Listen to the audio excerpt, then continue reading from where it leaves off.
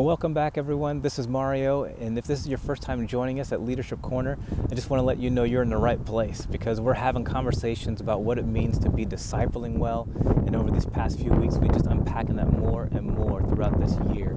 And it wasn't too long ago that I was having a conversation with a group of guys that got together, and as we were going through the discipleship manual together, there was a question that came up, and the question was, where do you find yourself on the wheel? Now, if you don't know what the wheel is, I encourage you to check out last episode because we unpacked that concept a whole lot more with myself and Jessica. But the wheel is basically divided up into 4 quadrants. And in the first quadrant, it has 2 things in it, the spiritually dead and the spiritual infant. And then in the next quadrant, it has the spiritual children. And then there's this development that continues on to talk about the spiritual young adult and then finally the spiritual parent. And as he was looking at this, he had a moment of honesty where he put down on the piece of paper that he was a spiritual empty nester. And when that happened, we all kind of looked at each other like, what does that mean? And he went on to answer it. And he said, I feel like I'm a spiritual empty nester because there was a time where I was investing in people's lives, where I had people that I could say, I'm investing in this person. But as time has passed, they've grown up and I've grown up. And as a result, it's as if they moved on. Now, if I'm having a moment of honesty with you as a dad of a teen and a preteen, there are some moments where I do dream of what it would look like to have an empty nest. But I also know that I need to take advantage of these moments that I have. So those moments pass quickly. But that said, one of the things I think is so important for us to remember is that once we become parents, we're always parents. That's just the nature of what it means to be in relationship with people. And so as spiritual parents, that's true as well. That even though the relationship may change as our disciples get older, we're always meant to be in their lives. And the reality is, if we've done our part well, there will hopefully be a reproduction process that takes place. Now, I know that's not always true in the physical realm, that just because you have kids, they're going to have kids. But in the spiritual realm, we are in this to not only see somebody else come to know Christ and develop into a mature believer, but part of that maturity for them is that they will be passing that on as well, and we'll get to coach them along the way as they do that. And even when the house is empty and we are coaching our spiritual kids along, the reality is that it's time to start to fill the house again with new people that we get to invest in as spiritual children. In the last episode with Jessica, she asked a great question by asking, who is your Timothy? And whether you're an empty nester or not, I want to encourage you to consider that question is something for all of us, that we would even broaden it even further, though, to ask who are the people in your lives that are helping you have a healthy, growing, maturing relationship with Christ. Now, I know that many of you that are listening to this or watching this are already in a group, and so the answer to that might come really quickly. But what I've come to learn over time is there are many people that are not in a group that are watching this, and so it's important for you to start to evaluate your relationships as well. Jessica's question about who your Timothy is comes from the perspective of Paul of Tarsus.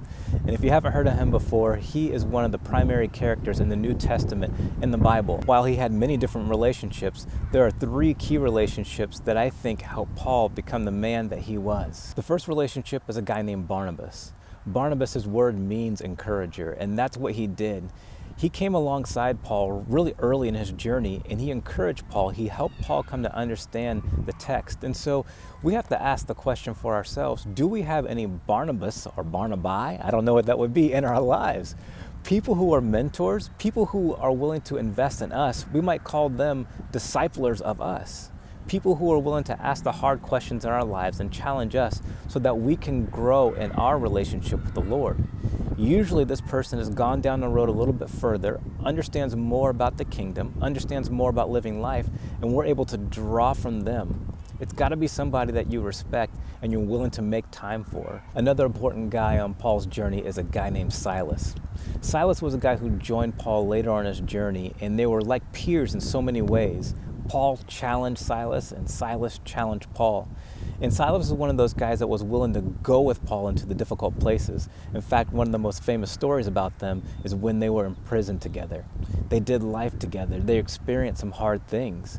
We need people in our lives that are in the same places, that understand us, and are willing to walk through some of the difficult things. And so there's the second area that you need to consider. And that's the question, do you have Silases in your life?